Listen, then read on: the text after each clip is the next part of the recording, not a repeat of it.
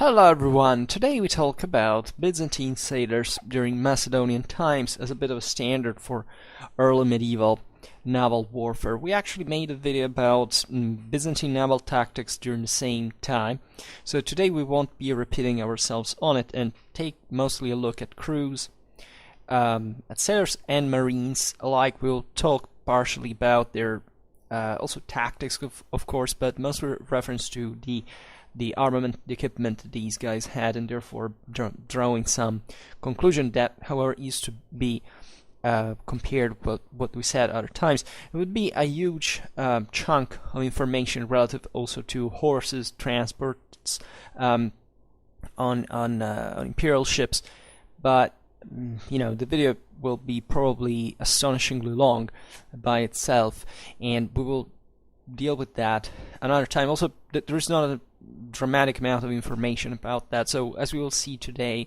when we talk about these topics, there is always say a lot of information to see, of course, but also a lot of conjectures, because altogether we are not so richly informed, positively speaking. That is to say, we mostly have an idea of how it could have been, but we're not quite sure most of the times. So, speaking of the 10th century, this is our focus today. The term used by the Byzantines, both for the crews and single ships, and also the fleets, was the generical one of stratos, right? That could be, could mean people, host, band, right? So, this gives the sense of crews, in English, man of the fleet, if you want.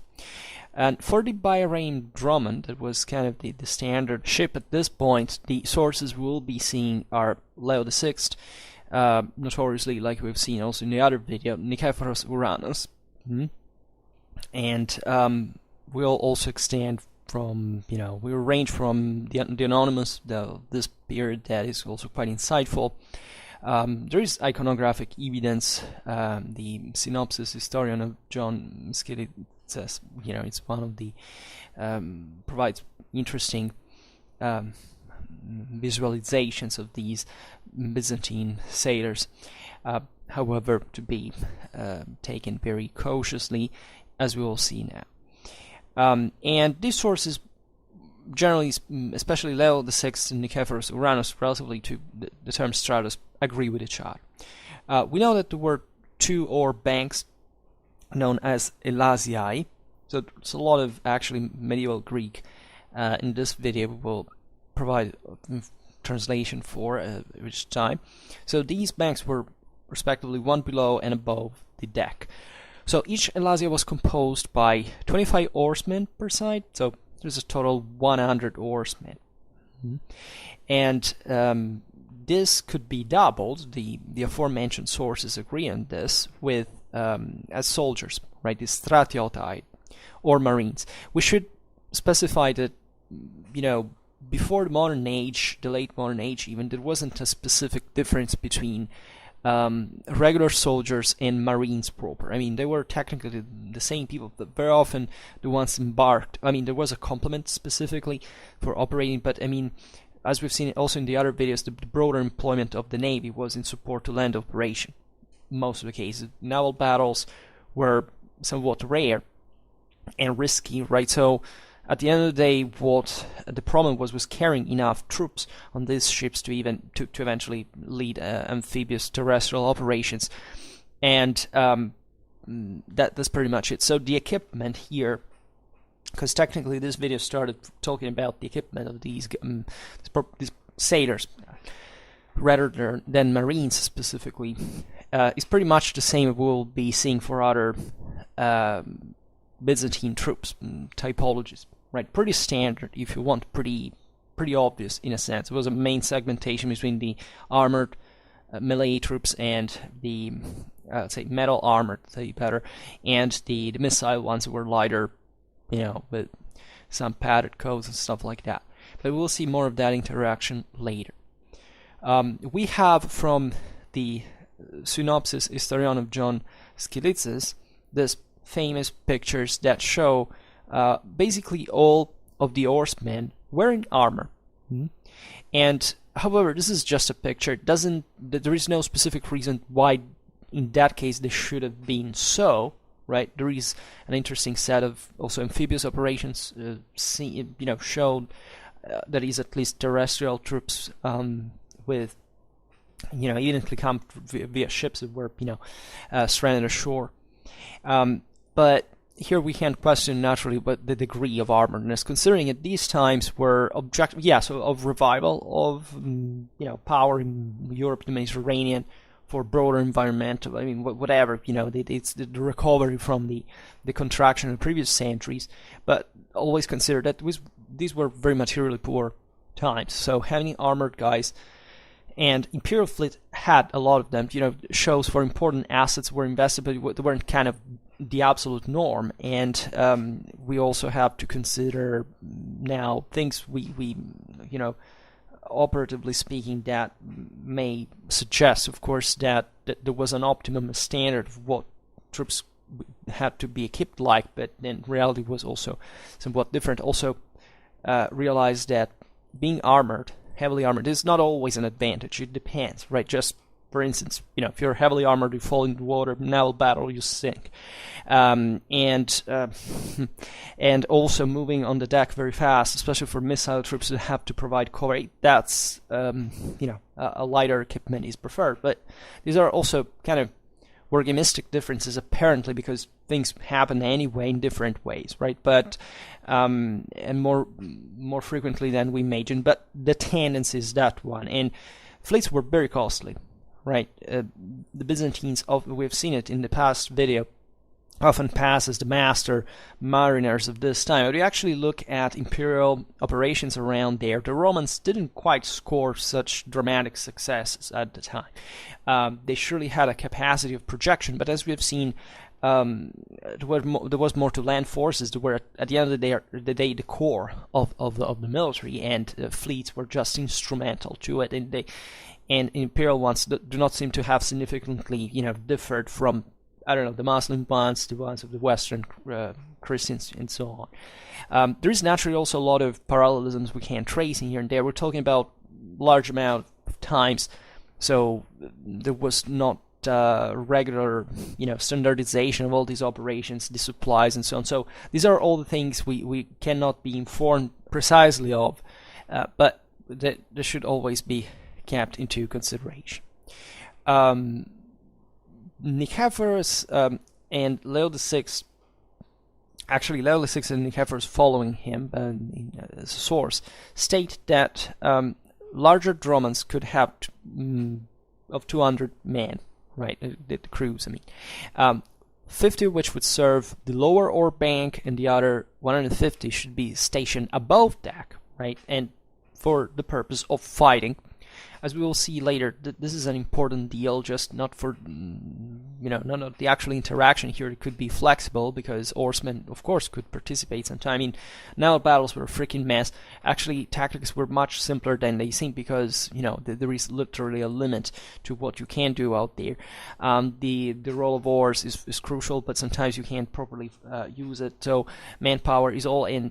These guys were, that's also where the difference between sailors and marines proper is also blurred. All right, but in this case, this information we just stated, we have no idea of how the actual distribution of respectively horsemen and marines should have been arranged in that case. The testimonies of Leo VI and Nicephorus Uranus are, however, very important, because as a starting point of calculating the crews, because they give this, this precise number of 25 horsemen per oar bank per side. So as we've seen, 2 per 2 per 4, 100 men, and this is all for the standard dromon, right? It was the standard ship as we've seen at the time. However, also these measures should be taken approximately, in the sense that more or less, right? They could vary. Also, ship sizes could vary, as we will see now. We have extraordinarily inventories for the Cretan campaign that the Romans waged against the Arabs in 949 that provide more precise evidence for about the the issues at least that were meant to be for the for this term, that is the ousia, that will from which also the adjective ousiakos derives, that may mean substance, essence, property, and so on. This for lots of scholars has been kind of a puzzle, but people have believed that the term ousia fundamentally meant ship, but actually it refers to the crews specifically. Not to a ship type in any form, but just their crews. In fact, as we will see better now, the ousia equated to a standard measure that, as we've seen here, could vary as well, of 108 or 110 horsemen for either a Calandian or Droman, right? And here we skip considerations of the various mistakes that have been historiographically made to pass simply to the evidence that we have regarding to the ousia corresponding to an actual number of crews. In fact, the first one comes from the De Administrando Imperio work that it's said to have been from the time of Leo VI. So theoretically matching also with information of the source. So an ousia here is assigned to the hippodrome to guard the palace, right? When the regiment of the Arithmos, it was the imperial guards, accompanied the emperor on expeditions abroad, right? So obviously, it's a bit difficult to think of a ship actually guarding an hippodrome. So obviously, this was a unit. Then we have the De Cerimonis, that also records that the Elatai, that are, as we'll see, the horsemen of the imperial Droman, received a donative at the festival of the Brumalia before Christmas, and that there were, in this sense, it's periousia, right? Peri, simply, it's a strengthening prefix in Greek that doesn't have much of a extra meaning here, so the ousia here is equated specifically to troops receiving donative. Then there is an interesting use of the verb ousio actually in Greek, that actually means to crew ships with troops, right? This is especially is seen here and there. In one instance, you have the ousia Dromans actually matching the enemy stratoi, that is properly the crews, as we've seen, to the troops of the enemy. So ousio meaning literally crewing, right? And that's another important use of the term. Then in another passage of the De Cerimonis, it's reported that the ousia of the Drungarios to Pluimu and the Pamphilon had to be in attendance with their weapons, and the commanders of the ships should always be there with their ousiai. So at this point, these are also troops, rather crews. There is also another clever point to be made, that is, all the Greek terms used in Byzantine times to define specific types of ships, such as Droman, Calandion, Karabos, Akatos, Pamphilos, and Sagina, eventually made true, were integrated either in the Latin or Arabic or both, as terms for the respective ships in those languages, and the term ousia is not to be found. So this is conclusive of the fact that, as it happens actually also as in other languages for other for the same terminologies, telling the truth, and this is also a matter of perspective. You see, the point is the fleet was made by men, not by ships. Just, and this is an important just view of how it's not just the naval engineer and the shipbuilder. It was pretty homogeneous out there, but rather how you actually supplied these ships with men and equipment that made a difference. And at the end of the day, from an administrative point of view, that's what you have to mostly look at, right? From the 949, as we've seen, Cretan expedition inventories, we are informed that the Roman imperial fleet altogether was composed of 150 ousiai, right? And there is a list here. So 6 were pamphiloi, they were hand-picked, and 2 had been recently mobilized. And there were 100 so-called ousiaca Calandia, that is Calandia of 1 ousia, right? So always these are ships with 1 this kind of unit of capacity we've seen around, as we will see better now, 110 men. 7 Uziai were on duty in Dyrrhachion and Dalmatia, 3 in Calabria, and 3 had been sent to Al-Andalus at that time under the Ostiarios and Nipisistiarios Stephen.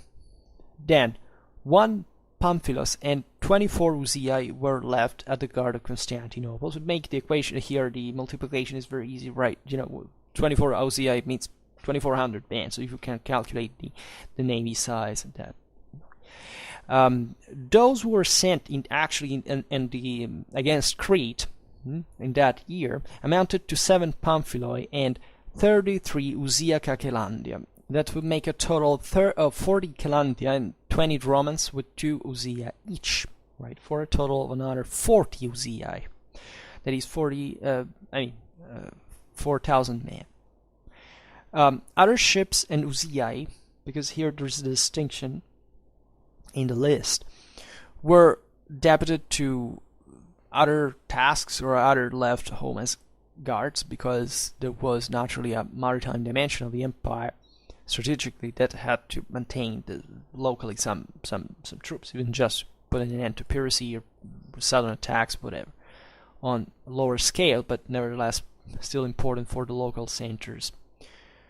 And of these, the most important were the following. In fact, all the various provinces. Here, the Stratengoi of the time of Gaion Pelagos were left with 6 Calandia Pamphila of 120 men each, and 4 Calandia Uziaca with 108 men each. The Strategos of Samos was seemingly left with 6 Calandia Pamphila of 150 men each, and 6 Calandia Uziaca of 108 men. Here we start understanding why we think they actually measured, among other things, 108 men, right, per Uziae. The Protospatarius John was sent to Africa with 3 Calandia and with 4 Dromans of 220 men each. Now that is imposing. The Strategos of Kyburraiotai was also seemingly left home, let's say, behind with 6 Calandia Pamphila of 150 men and 6 Calandia Uziaca of 110 men. 2 Pamphiloi and 4 Calandia Uziaca were left to guard the Tema specifically. 1 Uziah and also 4 Dromans, so 220 men each, were left in Rhodes to guard the imprisoned brother-in-law of the Emperor Stephen Lecapenus at the time. So you see here there is basically a standard of measured in Uzias, and then ships that, as we'll see now, we could even vary in size, but were loaded with more men and reaching multiple hundreds of troops, and that's fascinating. Other Uziai as units were specifically deputed actually to shipbuilding, like cutting wood, or I don't know whether it was shipbuilding specifically, but still having that, of course, as a material used. There were also some galleys galleae involved here, some of which left behind as home guards. These are units as well. So here we have some figures for crews of Dromans, right? For those sent, for example, to Africa, those left in Rhodes to guard Stephen Lecapenus, that were the same, right? And their complements, as we have noticed, pretty large. 2 Uziah of 220 men. This meant, however, that the Uziah were equal to 110 men in practice, and this is consistent also with the other figures of 108 men with the Calandia Uziaca, or Calandia of 1 Uziah, specified to be on one occasion 110 men too. Now, for this reason, on the basis of this list, the Calandia Pamphila, as we've seen, could have apparently crews of 120 to 150 men. The Pamphiloi, at least according to the inventory for the Cretan expedition of 911, is another source, could have crews from between 130 and 160 men, roughly that. and it's obvious that these crews were provided by the local thema. So that's the point, that there's not a specific standard, right? More or less the ships were of some size for practical use, but the number of men embarked could be more, just properly for crewing. In fact, in all this, we don't have to believe that even the ships, such as the Dromons, the Calandi, or Pamphiloi, were necessarily exactly of the same size. Right, the same Leo VI said that some Dromons were larger and could carry larger crews. So there are differences here that we do not enter, because it's mostly about shipbuilding, as you understand, and here we are interested about the crews. But it's obvious that, as for other high medieval contexts here, that and in medieval mentality in general, and the pre-modern one more broadly, even, that it's the type. The type of ship is meant for its actual function and other broader characteristics that do not much include the size per se, right? And there are naturally other important semantic shades, but we will see them more specifically maybe on another occasion. Of course, these variations, as we've seen, could depend on the particular needs of individual expeditions, right? So, for example, we can also reason by analogy with Western evidence, even of later centuries, because after all there weren't so many differences.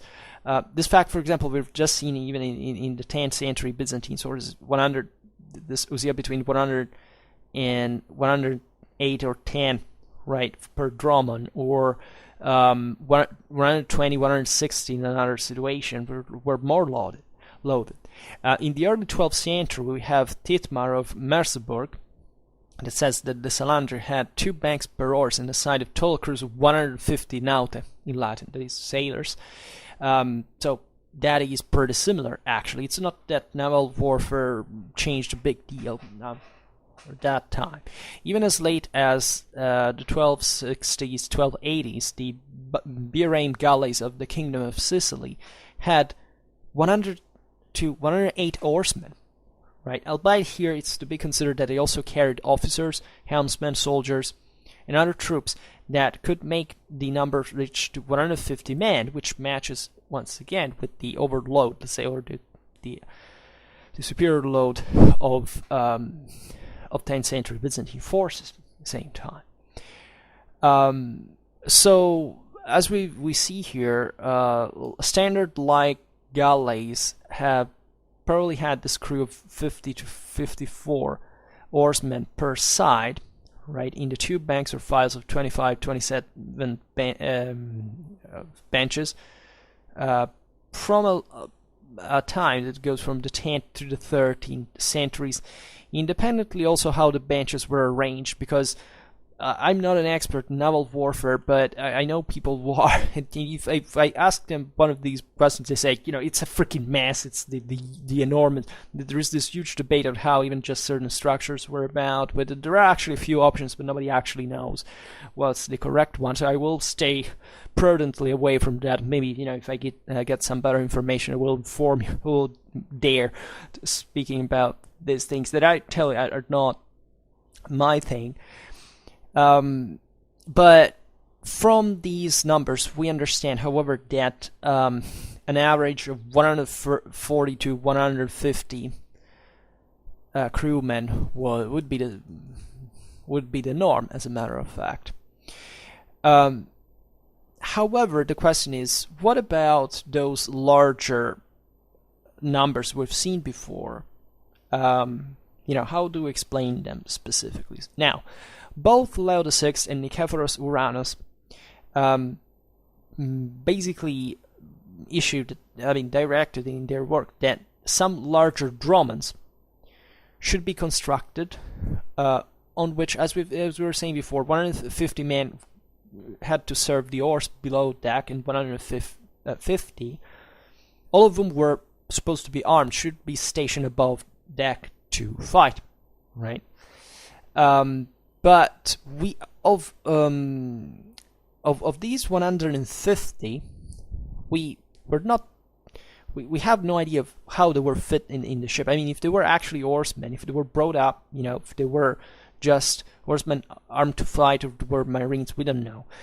Consider that this puts strains on the same ship structure, as we'll see in a while. Actually, not in detail, because it's just now it's very risky. Like galleys, famously, they could embark even in critical situations, a lot of water without enormous risk. But even if that's not something you really want to do, but you were talking about the water line getting, just by sheer weight of the people on board, getting pretty damn high, right? And so the question is, were these ships like for multiple rows, with extra rows?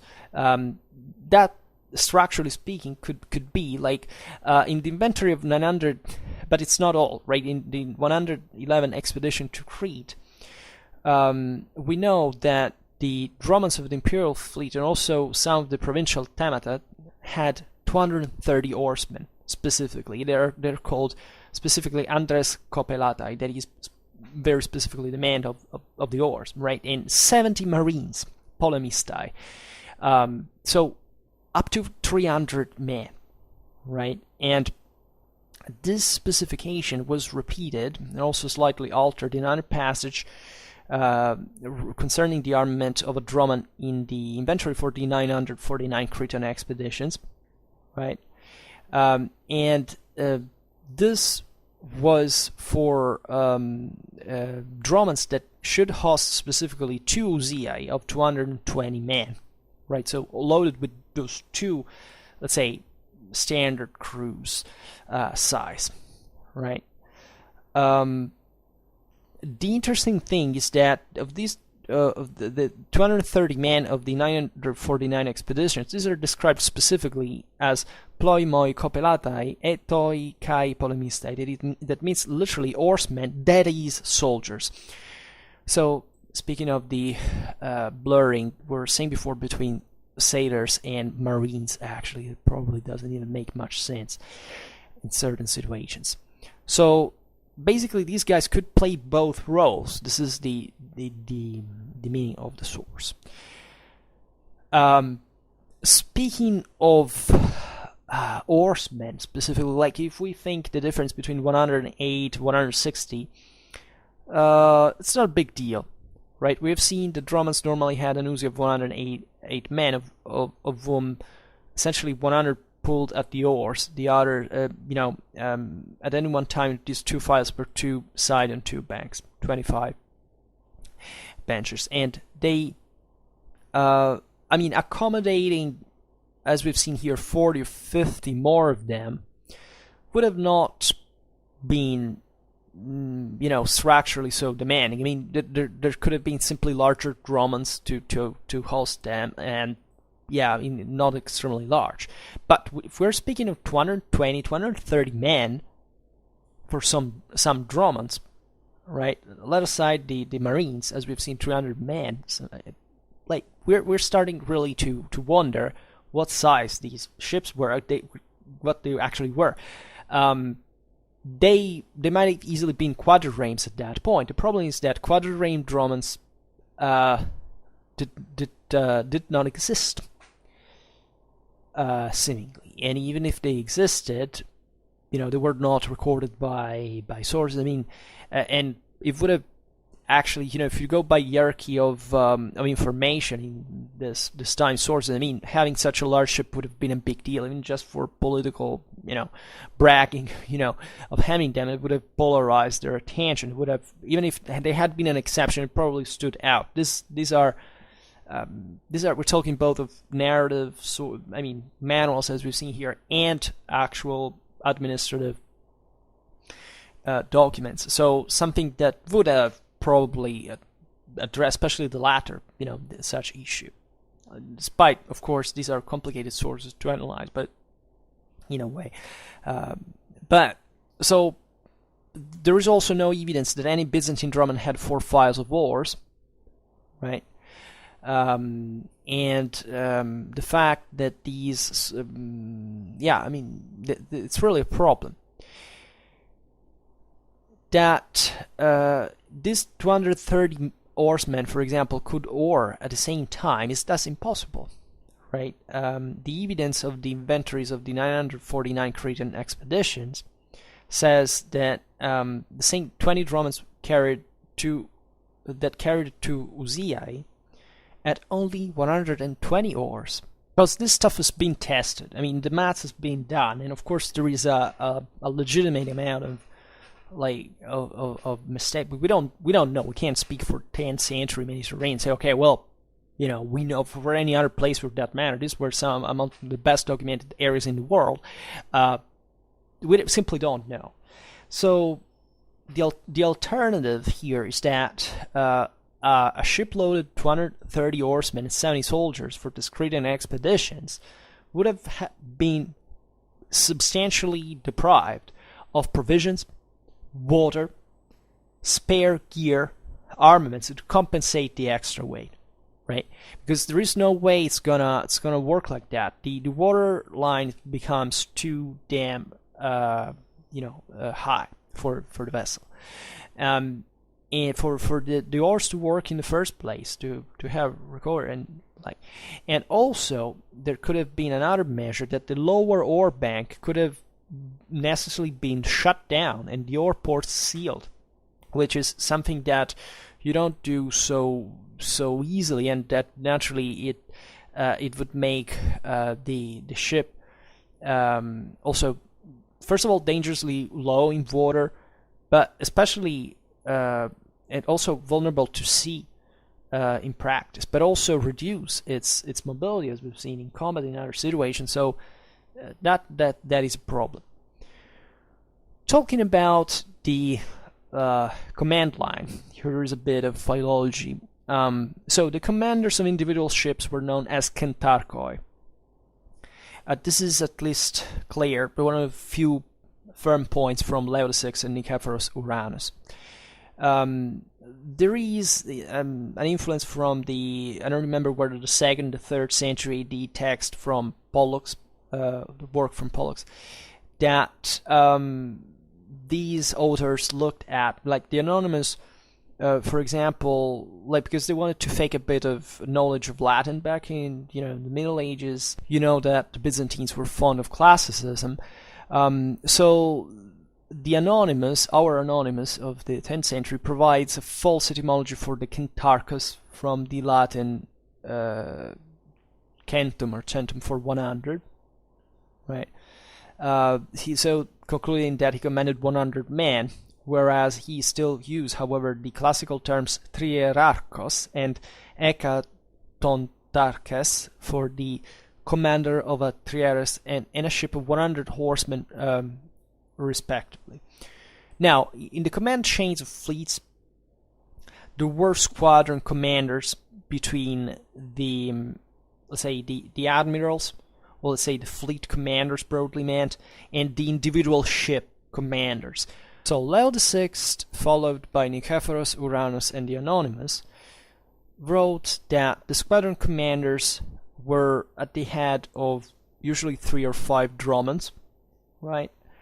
And he uses this term comes, literally, so the Greek term of, in Latin, transliterated for the rank. And the same Leo explained what he meant by this term by the reference from the classical term for an admiral of fleet commander. That would be the nabarchos, right?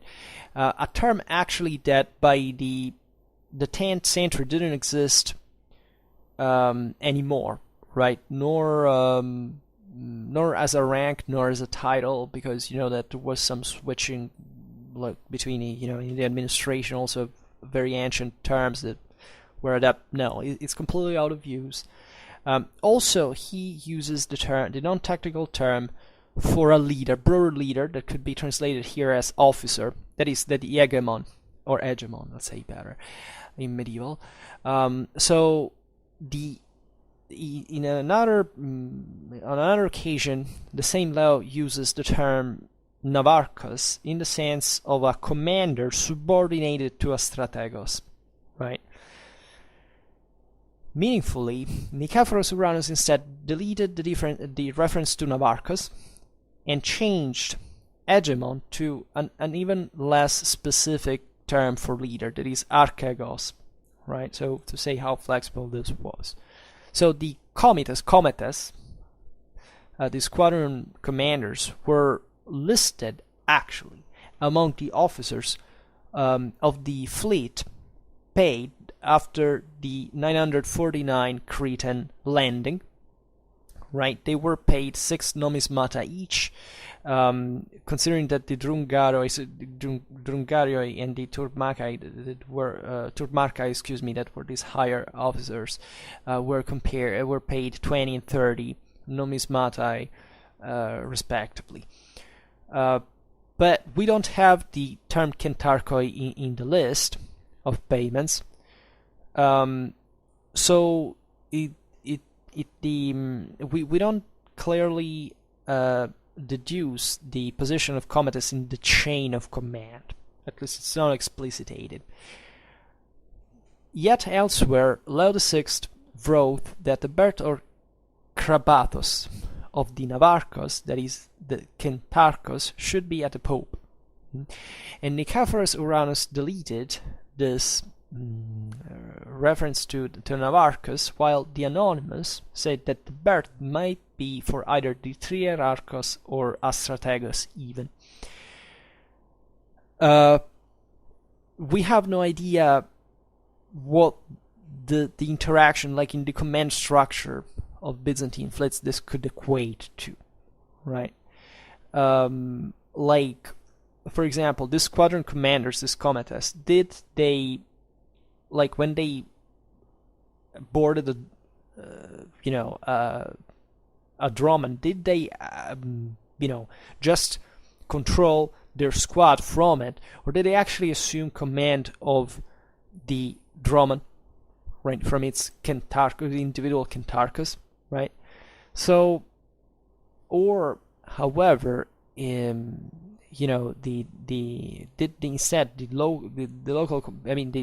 single ship commander retain command. Therefore, this was mostly like a flagship where the comites was fundamentally involved in just the control of the broader squad, as we've seen.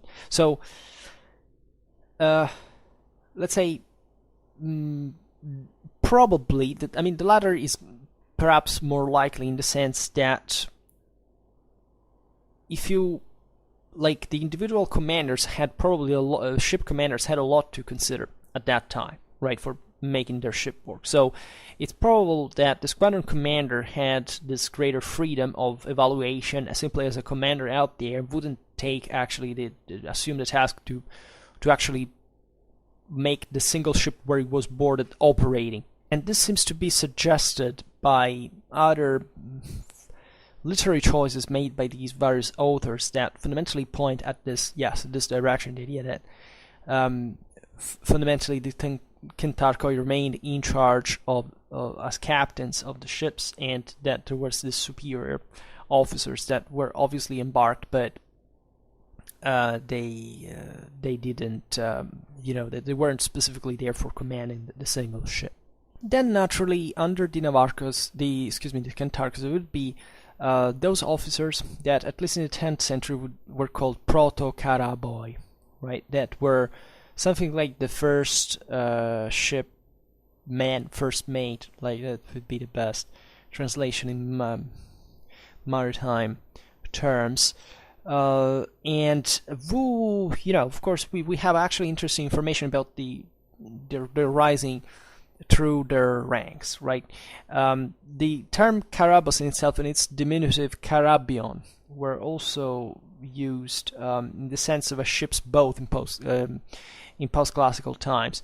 There are interesting Greek papyri from Muslim Egypt and some in the Byzantine texts. In fact, they equate them as warship at the same time. So that's how semantically shaded the thing can become depending on different times and places. Now, Leo VI equated the this first man, first mate, the proto-caraboi, in the classical word for helmsman, that is kybernetai, right? Nicephorus Uranus follows him, but he actually eliminates this equation with the term.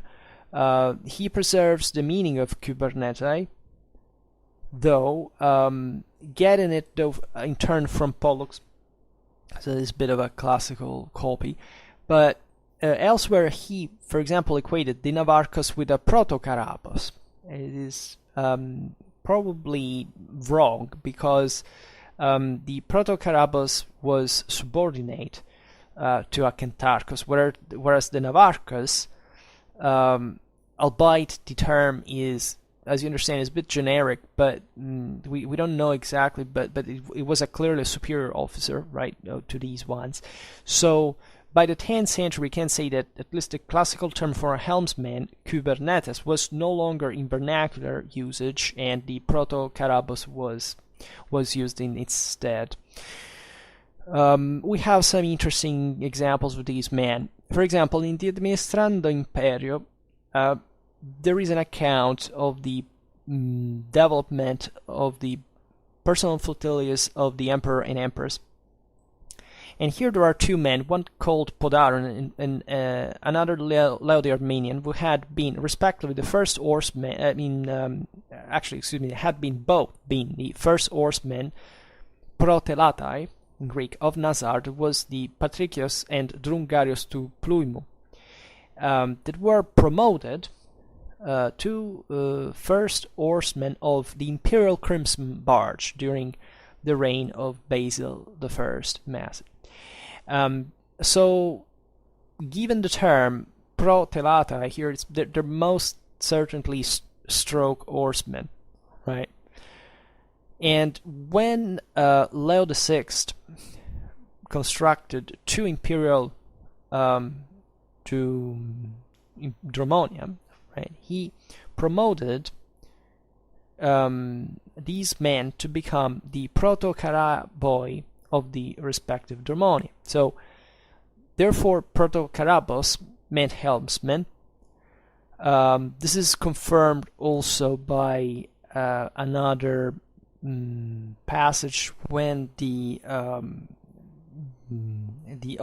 man named the Old Michael had been previously a protelates under the Patricius Eustathius was, let's say, later made one of the two Tokaraboi of the Emperor's Dromonian when the aforementioned Podaron and Leo the Armenian were promoted to be Topo Teretai of the imperial ships.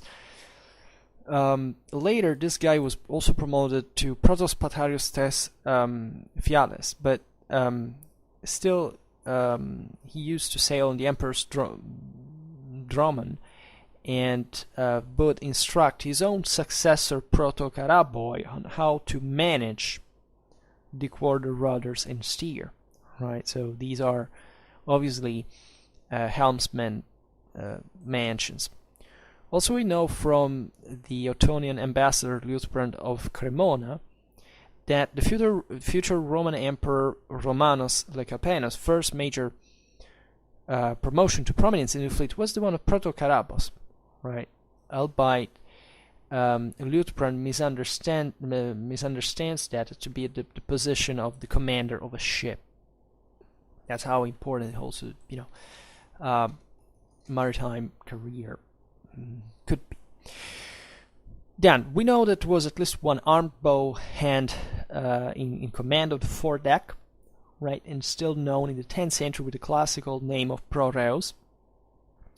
And of the two oarsmen at the bow and on the upper oar bank was the siphonator, right? They operated a siphon at the bow. The siphon, you know what we're talking about. See later, these were essentially flame projectors. And the other was in charge instead of the anchors. And there is also there was a crewman deputed to look after the ship's standard, known as Flamulan, who probably was the signaller. The anonymous identifies the standard keepers, the keeper as Keleustes, but he doesn't explain the word that he takes from Pollux.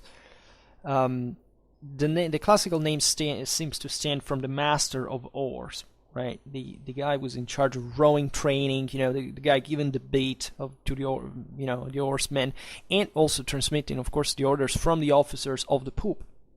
So this appears to have been a word and a rank, which, however, had fallen of use from post-Hellenistic periods. The Romans took it from the Greek with the word keleusma becoming Latin, for at least for the command used to set the stroke. But instead they used the term ortator or pausarius for the master of oars, and portisculus for his hammer. They had kind of different.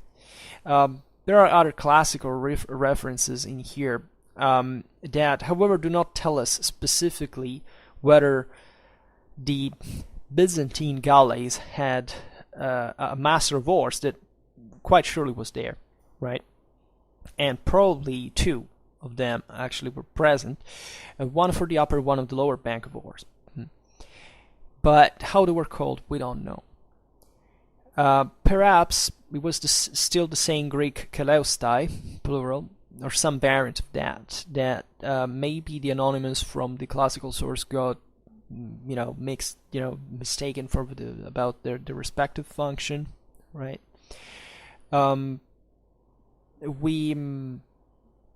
There is an interesting linguistical shift in here in Latin, in medieval Latin, for the term of crew and oarsman, right? That could be an equivalent of the ousia, right? That in this sense supposedly may have become from the word keleusma or keleusma as we've seen before, so the Latinization of Greek term, from which klusma, eventually churma, and many other forms, right, in dialects and languages all over the Mediterranean, such as surma, surme, that would basically come back to the Greek to various other cultural, coming backs of Western or other, navies, in the Greek surma, in fact, or surma, in fact, yes. There are different, it's spelled differently, but it sounds basically the same. In fact, the earliest known medieval use of this word is in the Venetian surma in 1278, so a time also where basically the Latins had taken over, at least as the prominent force in the Mediterranean. So that explains the coming back even in Greek, as we were saying before. And it might have simply remained alive all the previous centuries, right? We just don't know philologically. If not the fact that the Venetian term might, as we have hypothesized, might have come straight from the Byzantine one, and even older ones. However, it's as we were saying before, the term ousia from Byzantine times never actually passed into other languages for terming a galleys crew, like straight away. There is this kind of twisted passages in between. Now, importantly, acoustic signaling, right? The flautists, for example, think about the classical trires.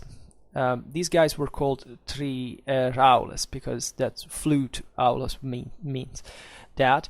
These were used, as we know, both on ships and on land to maintain the pace, the rhythm, the strokes, or the march, and so on. The anonymous calls the ship's trumpet here in Byzantine times ubicinator. That would be bucinator, actually. And he was probably an officer, properly. The Strategicon attributed to Maurice the term bucinatores. And both Leo VI and Nicephorus Uranus implied that a trumpet, a bucinon, was used for giving orders. Albeit in that case not specifically in battle, but it's pretty much the same thing. Of course, for maneuvering, for sailing ship, they must have had this this language that would be used different times, surely in different ways too, in between normal operations and combat ones, but it was the same mean of transmitting orders. There are also interesting iconographical evidence of this, where the 11th century manuscript of the Kynegetic of Pseudo-Oppian, preserved at the Marciana Library, shows these flutes or trumpets used. So whatever the difference was with ancient times, the flute aulus, or as it could be called, or buccina, coming from the Roman, from the Latin about the Liburne, and buccinon on Byzantine Romans is debated. Of course, the Byzantines had these officers parallel to the Kelaustai or the Trieraules, right, on the Romans at the time. And there have been interesting tests made on the Olympias galley from the Greek Navy that is used for all these kind of experimental archaeology stuff. And it turned out that while on the ship, like the greatest problem there is to literally transmit the sound. Think about not just the wind, the oaring, but during the battle, what it meant to be in this grip that fundamentally this more important naval battles would be, right? So a high-pitched sound, such as the one from a pipe, carries the best within the ship itself. So it's possible that there was some way of simultaneously communicating to crews rowing both below and above deck, right? That can effectively done. And this might have been achieved by having a hatch in the deck, like immediately forward of the poop, with two claustai or buccinatores. It would be stationed within hearing of the kentarchos, right, and above of the other below deck. Other officers we can come across, referred to by the Anonymous, were the pentecontarchos, the ecatontarchos, the navarchos, and the epistoleus. These are probably another copy from Pollux, and we may think that by the 10th century, in spite of different aids or something, that they may have not actually been there. In ancient times, the pentecontarchos was a sort of commander, secretary, or purser of a trier, so it's also a minor figure. The ecatontarchos, excuse me if I'm butchering the pronunciation, was instead like a generic name for a commander of 100 men. Navarchus, as we've seen, meant fundamentally an admiral, whereas Epistoleus was a vice admiral. So they're also kind of, more conceptualized titles than practical ones, and there is no evidence of sort that such terms were still in use by medieval times in the Byzantine Navy.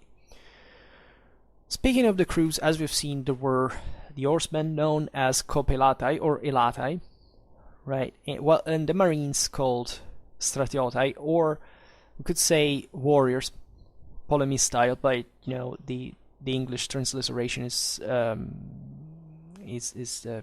equivalent is different because the etymologies of one is polemos in Greek, bera in Germanic. It's not the same thing.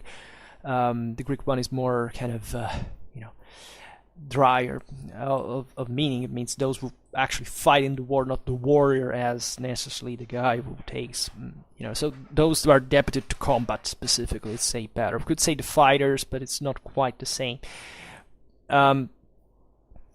So, as we were saying before, such marines, if we could call them that way without any true specification, were from various army corps specifically. So, no literal maritime infantry in the modern sense.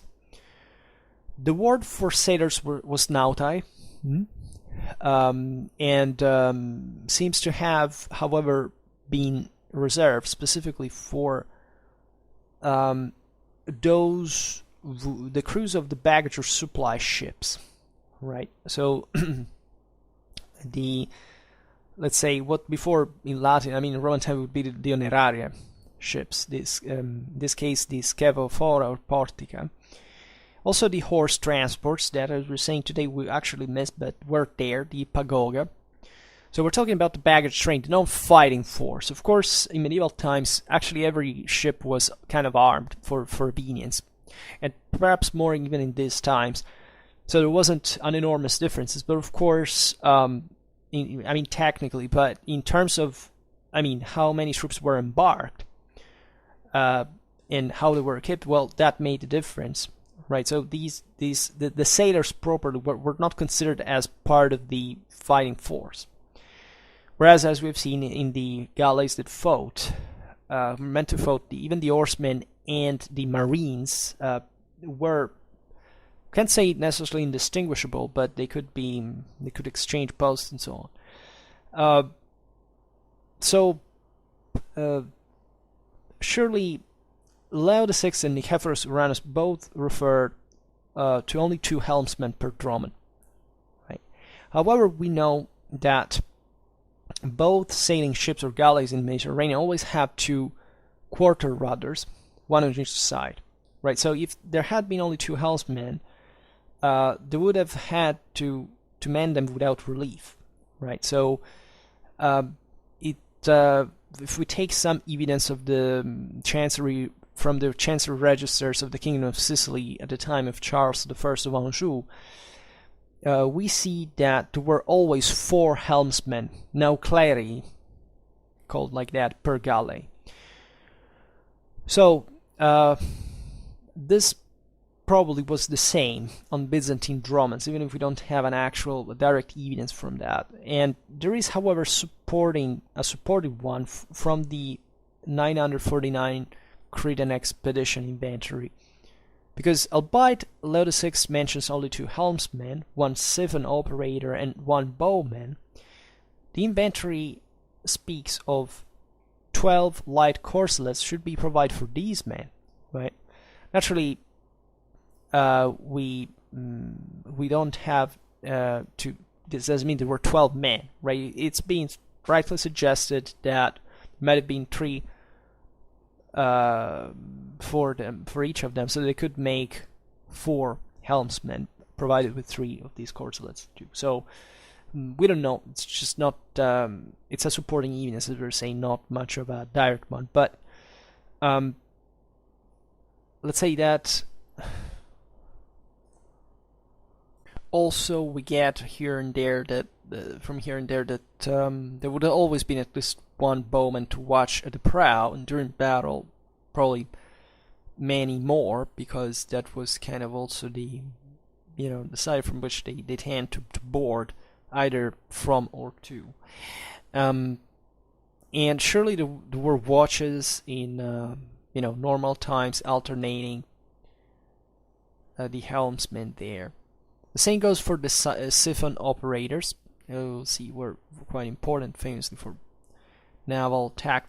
Probably not so widespreadly as it's commonly believed, but still, they were at least issued, as we've seen. Leo VI explicitates that one particular horseman, as one of the 2 of the last benches of the boat, should operate the siphon. Right? However, the same emperor is credited for having invented the hand siphones.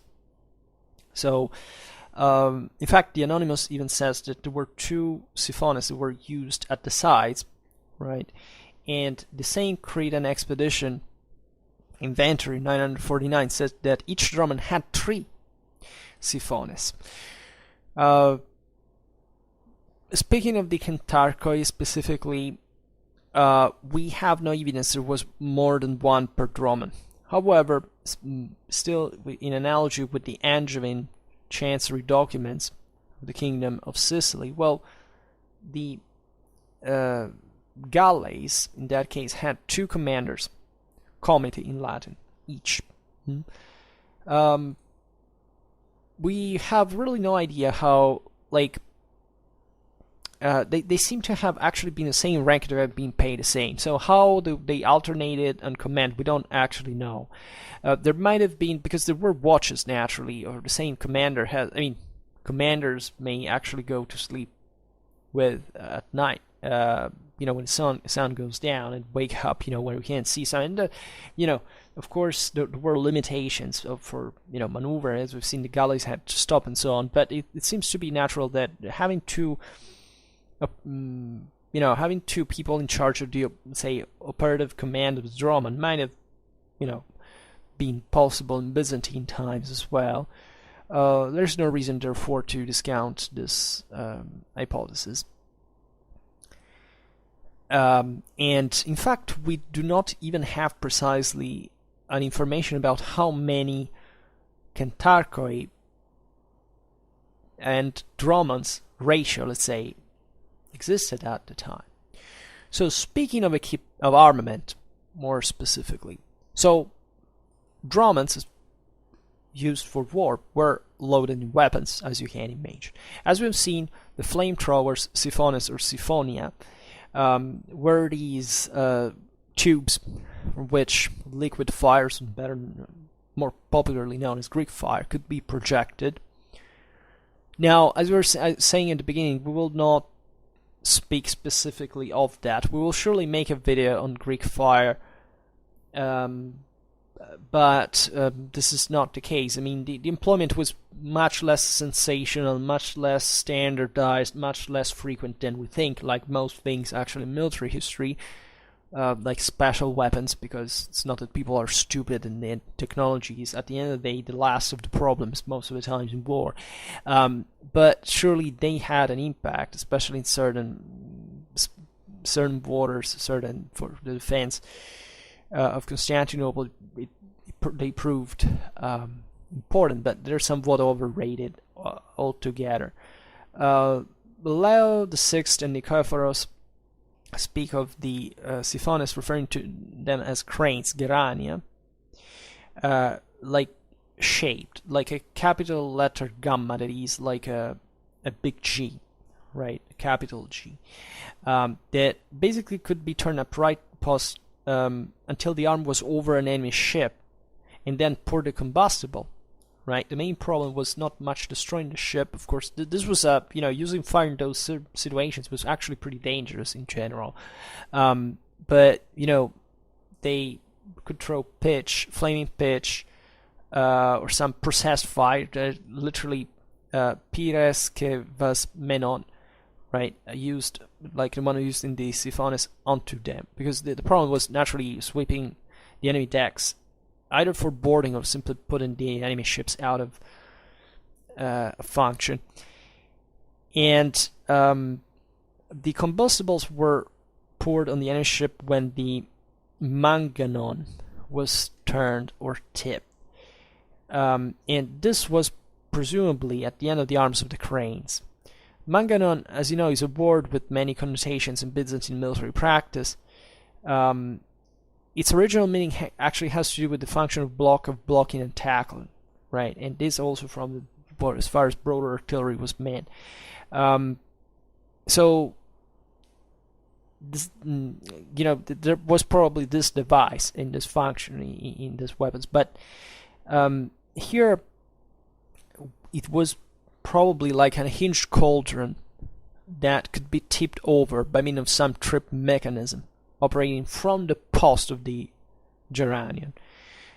So this had also been in fact associated with pivoting cranes. In the Perimechanematon, that is attributed to Athenaios Mechanicus, there is a machine called Carcassian, and this had a pivoting arm named Geranos, in fact, and at the end of which was hooked, there was a hooked ladder for grappling onto walls.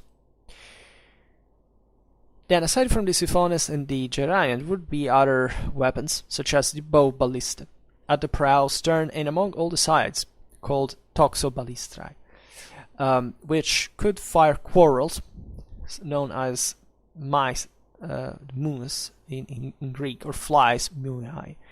And before, say, the most regularized use of liquid fire, that actually is something that you can find in existence since millennia, right? The myth that this was kind of a special weapon that everybody wanted to copy, nobody knew.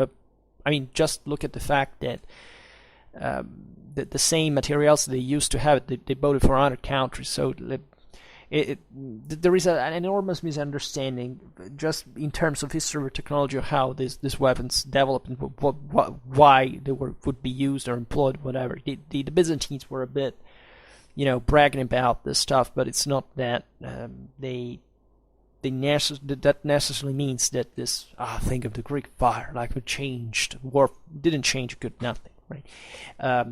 In broader terms, the strategicon attributed to Maurice recommended mounting small ballistae protected by mats at the prow. John Caminiatis says that the Muslim ships which assaulted Thessaloniki also had catapults or ballistae that could be used to fire rocks against the defenders. In the inventory of the Cretan expedition 949, there is some reference to the trochidea, could be referred to as blocks of large bow ballistae, right? That's suggesting that they were so powerful that the strings had to be drawn by block and tackle systems. Which, as you understand, even the common crossbow is just a smaller version of the ballista, and then, there's prone their muscular force of tending them, loading them, and then, for the rest, functioning was pretty much the same. Aside from, now we see even certain materials could be employed to be put at use. The crews would train specifically how to operate them naturally, but they would be found in all over warfare at the time. Leaving aside, however, that in naval warfare, missile weapons were more developed, and probably they were more regularly employed for the same structure of the ships. Their resistance, what naval tactics were fundamentally about. Who would be the first weapon fundamentally? Other projectiles familiar in Latin and Arabic sources appear in Byzantine use, such as pots containing quicklime, liquid fire, even on the wake of this thing of venomous reptiles that were hurled with big catapults to smash an impact. Small iron caltrops to impede enemy movements on their decks. This was actually, we have extensive archaeological evidence, and caltrops could be wrapped in combustibles and hurled aflame onto the enemy ships as well. So here, as I was saying before, we do not indulge much in the tactical explanation of how they were employed, but you understand that there is all the technicality behind that, and more than the technology proper, the doctrine of employment, that these crews were naturally trained to put at use with the right timing. Of course, these also were not infinitely supplied, so there would be all a doctrine of employment that would make them more or less effective. Large catapults of bow ballistae were presumably fixed in swiveled mounts of some sort, so that they could aim at the enemy.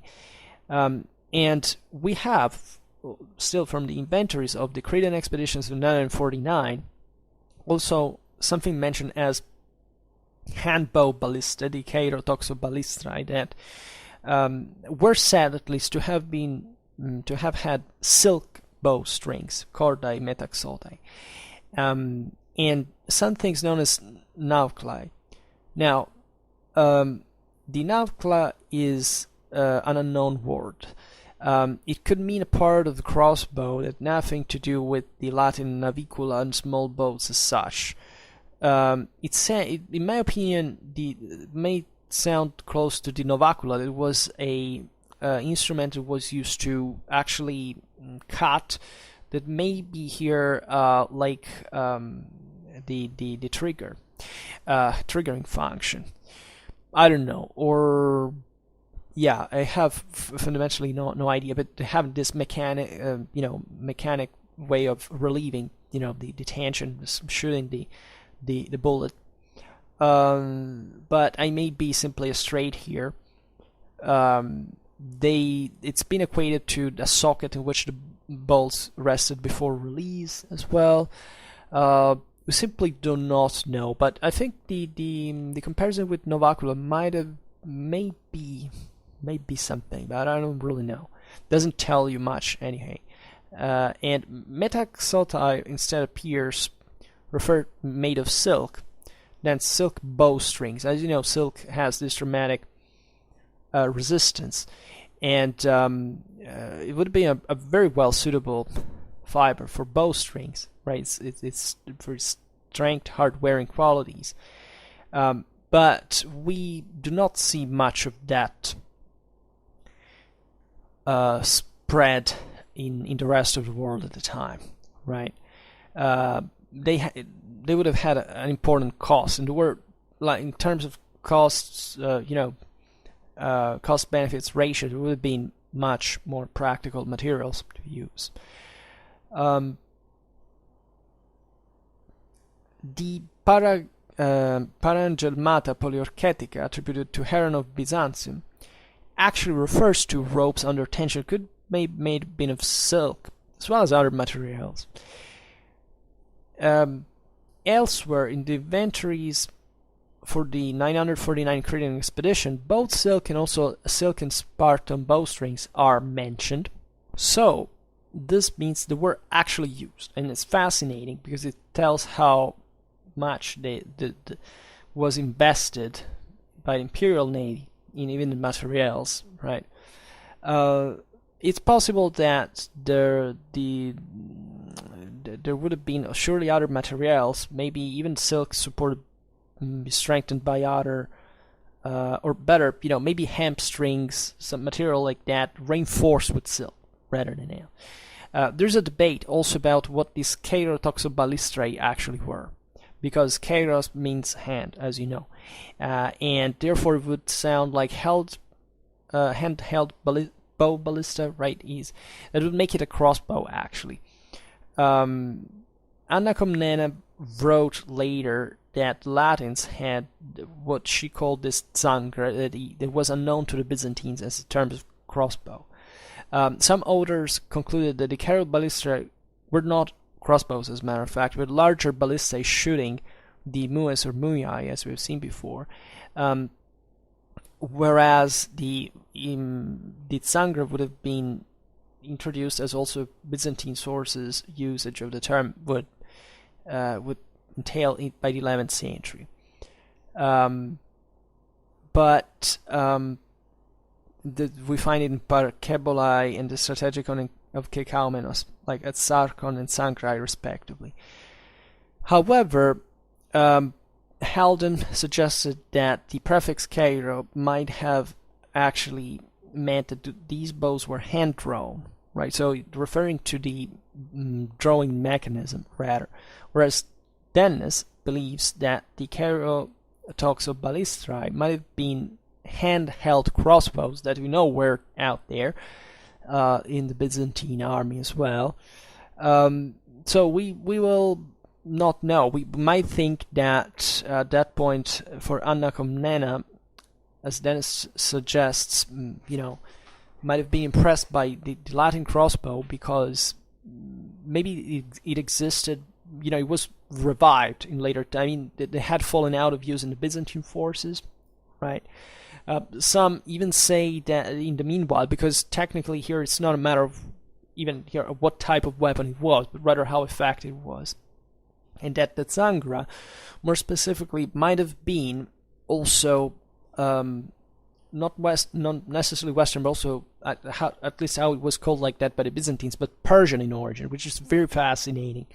So we don't really know. I personally think that crossbows were probably used all the way through, much more than we think in in early medieval times, and in that is the fact that later 11th century sources stress the fact that the Latins had this dramatically more developed weapon, crossbow, in that form doesn't actually go against this, right? It simply might have developed it in different ways for different reasons. And the Persian origin there, from the other side, is fascinating because it's a bit both the West and Persia, two kind of feudal realities compared to the Roman Empire at that point, that was surely undergoing a process of privatization of power. Think about the Pronoia system and so on, but it was not quite feudal and didn't field.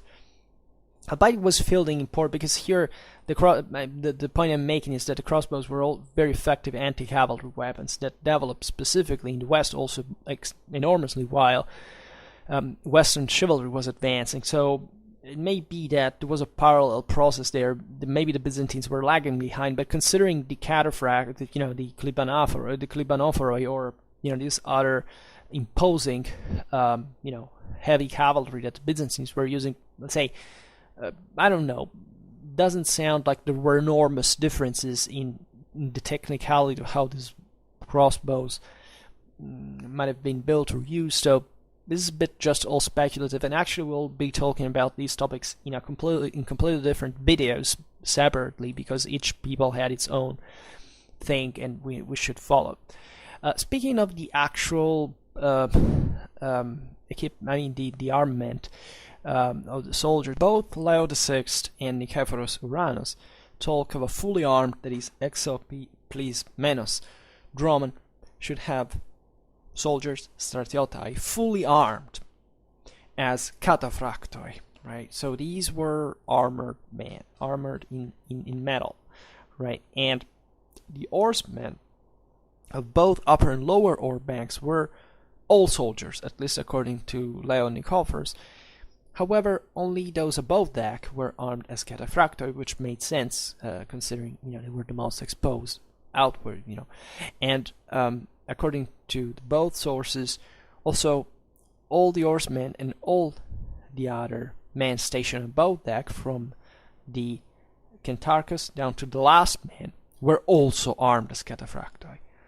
So this is important need just for the sake of protection from missile, right? And not just because they had to be involved presumably in boarding on a regular base, at least when major clashes ensued.